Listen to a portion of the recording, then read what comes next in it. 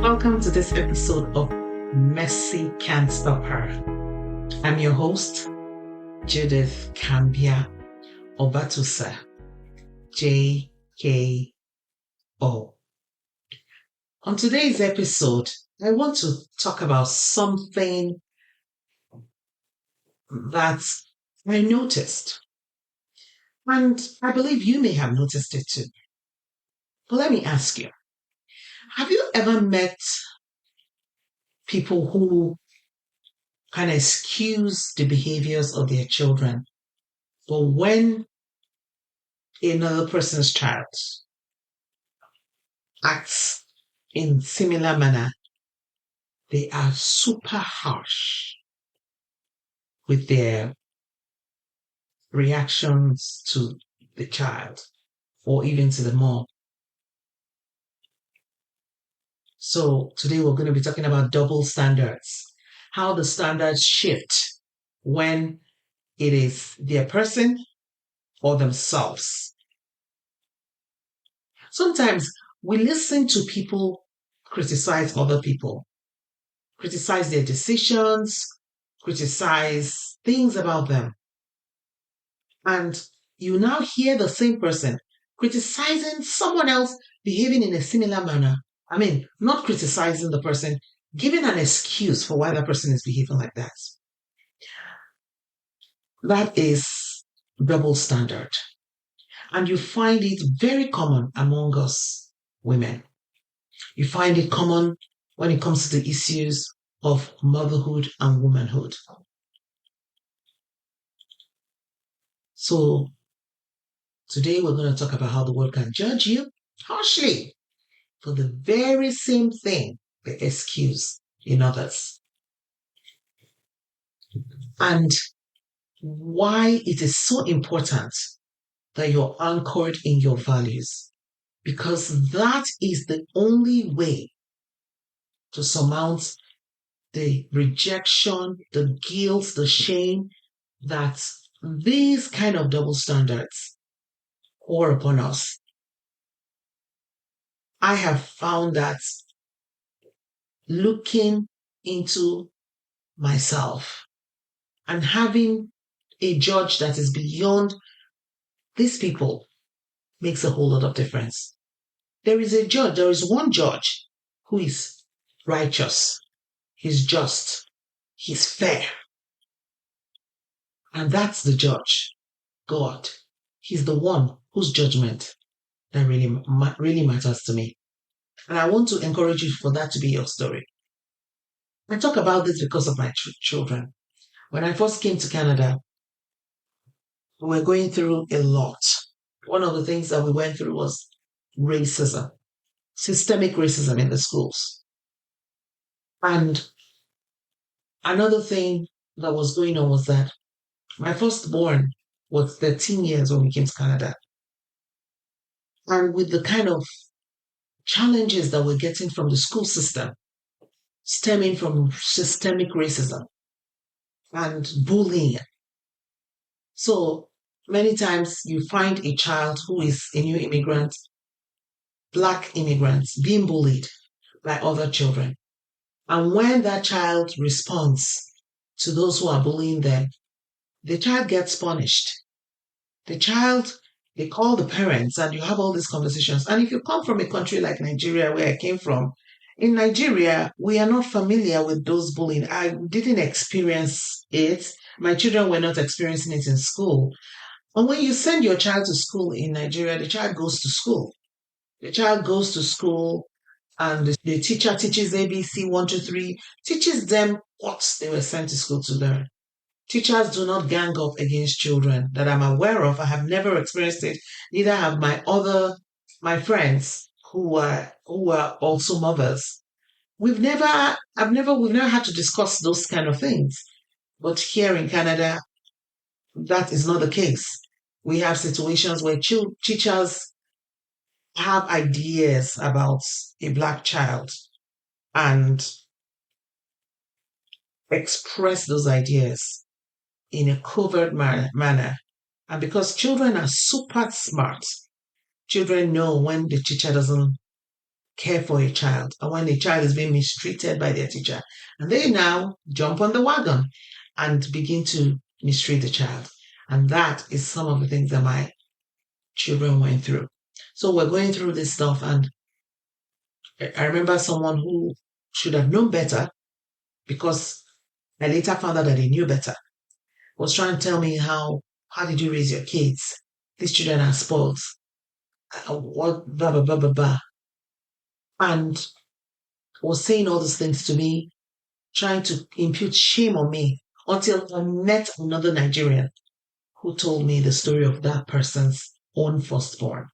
How that one used to jump out at night when they were at around the age of 14, to go out to parties and really give their parents a hard time. And here was this person making me doubt myself. You know, when you hear those criticisms about your children, you are now upset. You are impatient, and you begin to, react in a, like, I was a yeller at that time, yelling and, basically telling the child, you're disgracing me and blah, blah, blah, which is wrong. And which is why I'm bringing up this conversation today, which is wrong. As mothers, we need to parent with intention. We need to parent with a plan. In other words, when you give birth to children, they're not weeds that will just let them run, will just be doing things by rote. You need to be sensitive to your children, to your children's needs. You need to be sensitive to them. But how can you be sensitive to your children's needs when you are not sensitive to yourself, when you're not self aware? How can we expect a woman who is not self aware to be aware of others? It is important that as a woman, you know yourself.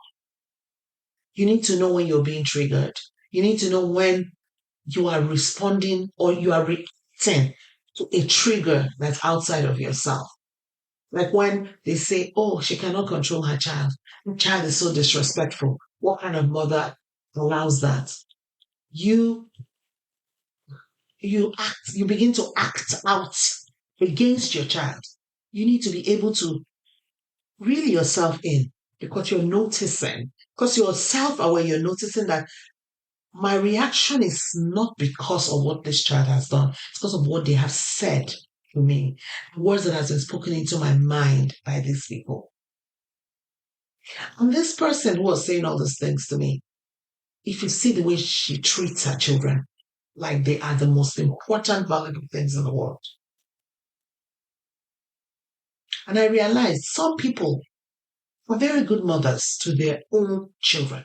They're not good mothers to any other person's children. I believe, I'm old school Nigerian.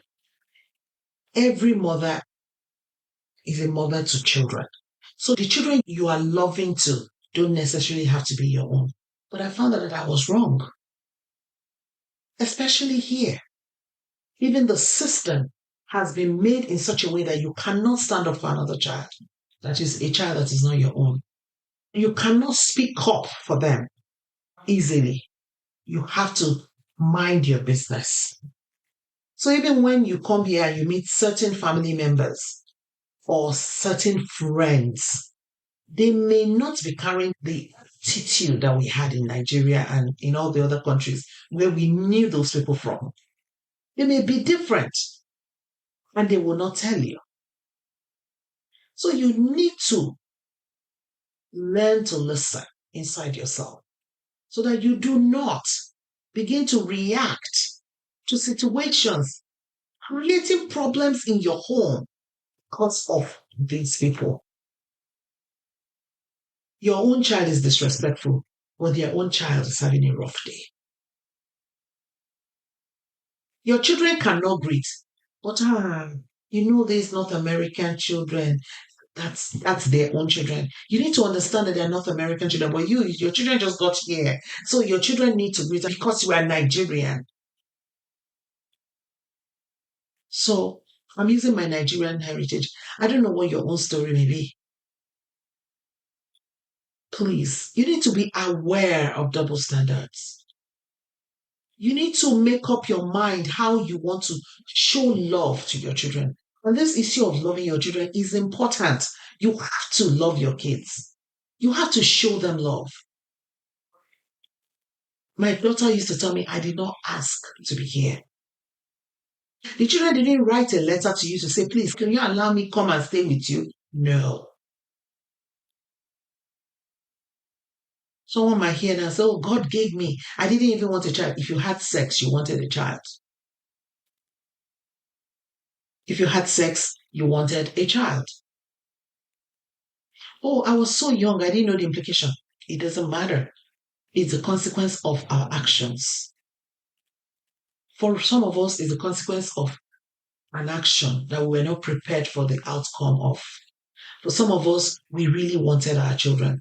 But when they came, life had begun to happen to us, and we were not in a very good mental situation. And the truth is that even when you had the greatest plans for your children, do you know that some things in life begin to trigger things in our past that we had forgotten about?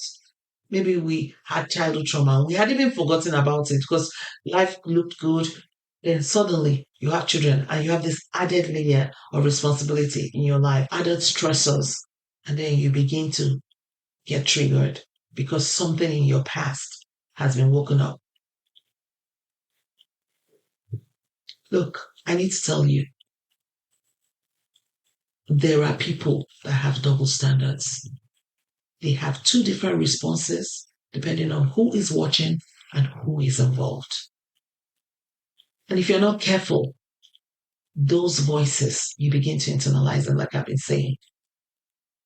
And the internalization of these voices make you now begin to parent or live your life out of fear and shame instead of love and purpose. Like I said, we have to be intentional. So, one thing about intentionality is a decision. You're going to have to decide. You're going to have to decide. You're not going to have to wait like I did. Like I didn't get it. I didn't get it early. I didn't get it early. And it cost me big time. You have to decide early how you want to live your life, the words that you're going to receive, and those you're going to reject. You need to understand that even when you make mistakes, doesn't make you a bad person. As we're here now talking, you're listening and you're hearing stuff, it's helping you. If these words are reminding you of a way you could be better, you're not a bad person. You have what it takes to be good. Sometimes they tell you you're spoiling your children, you're too soft, you're too hard. The truth is, when we are given these blessings, these gifts from God, we are given an instinct regarding them. Some children need extra love. My firstborn, she needed a lot of love. I loved her dearly, but I didn't love her the way she needed to be loved when it could have healed her. I learned too late. And even in too late, I was still overwhelmed sometimes. So I want to encourage you. You need to be sensitive to the needs of your loved ones. If you're comfortable, if your spirit rests easy when you are gentle with your children, and the truth is, children need you to be gentle. The worst behaved children need the most gentle responses. They need you to be gentle. So you're not too soft, you're not too hard, you're not too much, you are not enough. You're human, you're learning, you're doing the best that you can with what you've got. And most of all, you are not alone. There is one who loves you, who is there for you. That is number one person that you should begin to look at for your standard. My life began to change when I stopped bothering with these people. when I began to look at God, look into His Word, He became my source. I remember then playing music all day on my phone, just living, and not those times I used to waste going after these people, going to their homes, and I stopped it. I stopped it. I thought about what I would do for my kids and I focused on it. And that's what you need to do. One of the things I've learned about being a mother, being a woman, and just being human is that the world will always have opinions. There will always be these people with double standards. We're reading it in the news every day. Someone does something, it's horrible, it's terrible. Another person does the same thing, nobody says anything about it. The same thing. Someone does something that they've been doing for 50, 100 years, and nobody has seen any problem with it. But because they don't like this person, whatever they are doing is wicked, is horrible, is this, is that. That's how it is in our one-on-one relationships. Every time people tell you things about yourself, about your children, negative things, people give you reason to doubt who you are. Don't always swallow it hook, line, and sinker. There's always a motive. They have an opinion, and their opinion is determined by their motive. Because when people love you, even when you're acting crazy, so like some men have some very difficult kind of behavior from their wives, and they just that's my wife, or with affection too. While another man has the cutest, loveliest wife, but because he's a narcissist, he does not have patience for her.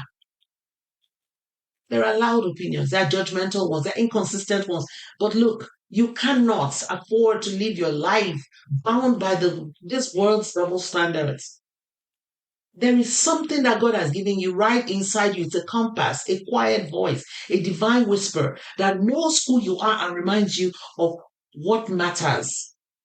And when you allow the world's voices to take over your mind, then you will never, ever, ever be able to hear what your inner compass is telling you. That inner compass is the presence of God.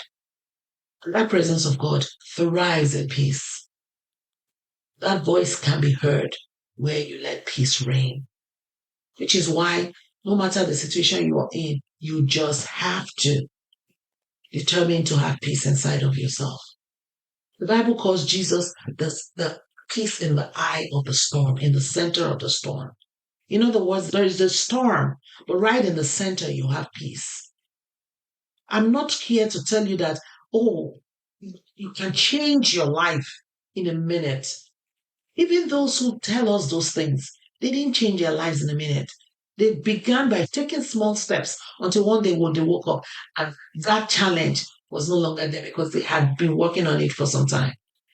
And one way you're going to work on it is this seeking peace. You need to hear direction from within. The spirit that God has given you. Some people say, I know in my knower. It is that God given knowing. The still small voice that says, you are doing okay. Keep going. Calm down. Don't listen to them. That's the spirit. That is the voice. That is your inner compass. Proverbs chapter 4 verse 23 says, above all else, guard your heart with all diligence, for out of it flows the issues of your life. One translation says, from within it, for everything you do flows from it. You cannot afford to let so-called family members, friends, so-called experts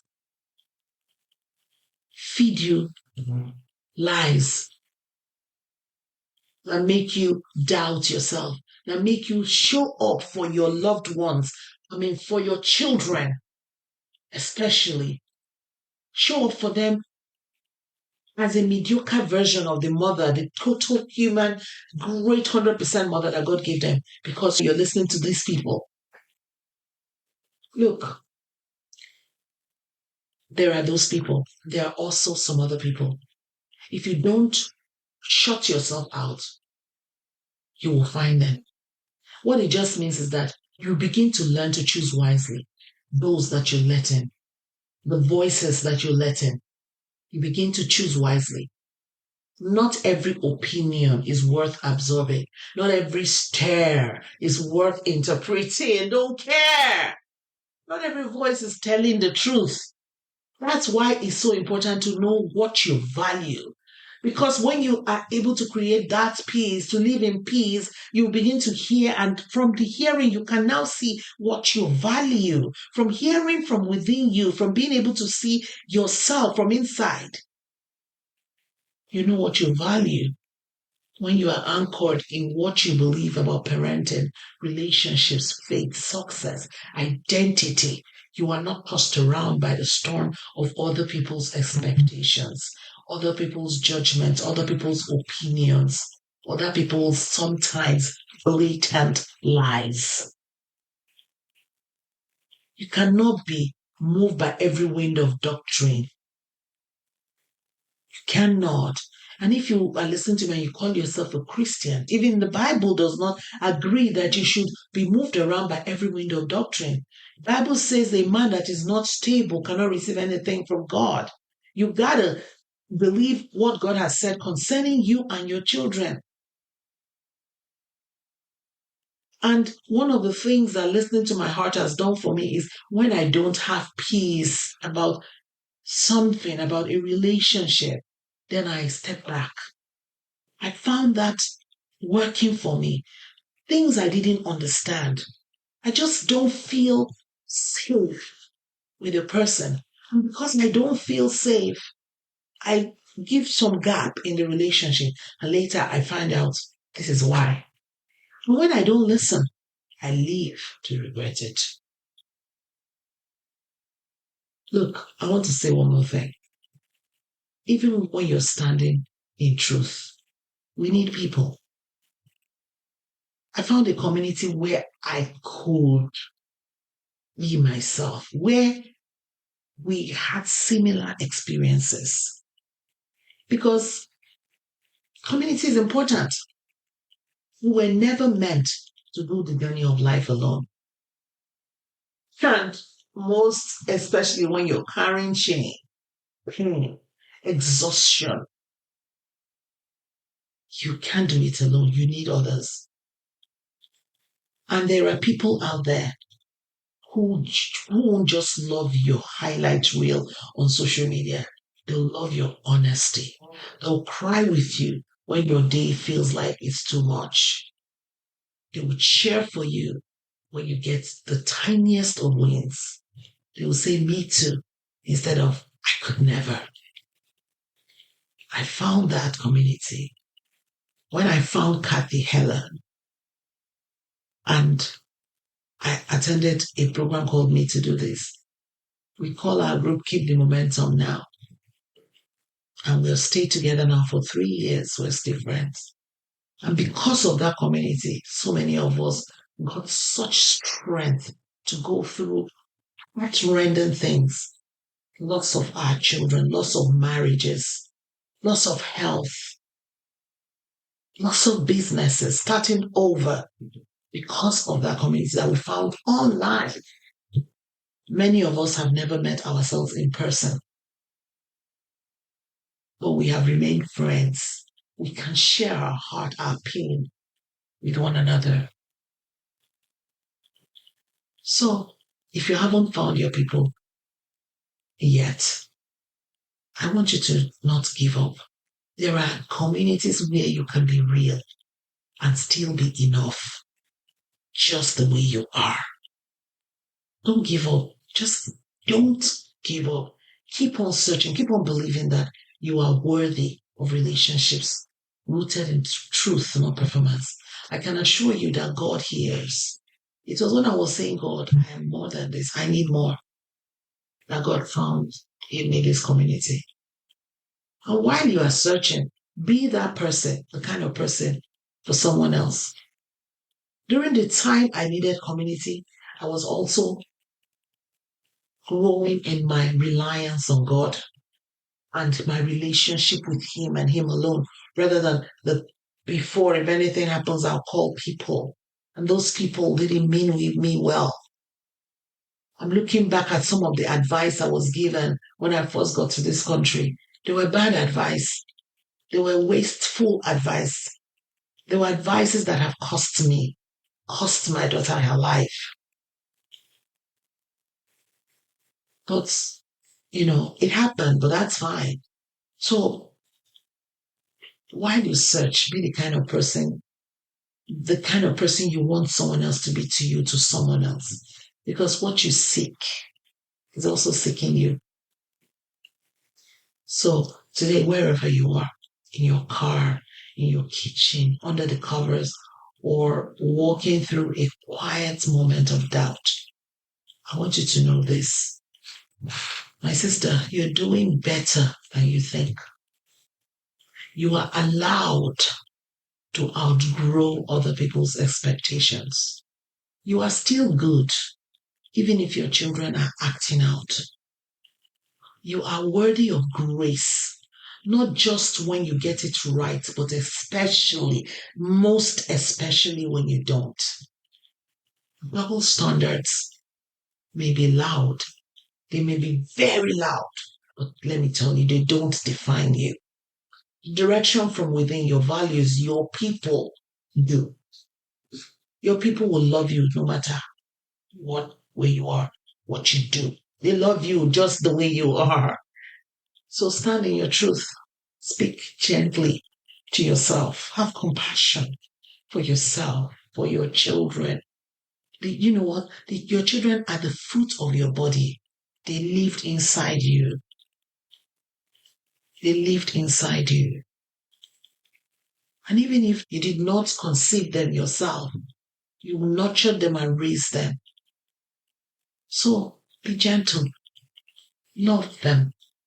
They have the seed, the good seed that is you in their lives. So speak gently. Most especially when you want to yell. Take a deep breath. And I want you to keep looking for your circle if you don't have them yet. And remember, when you do this, mercy won't stop you. Thank you so much for listening. See you next time.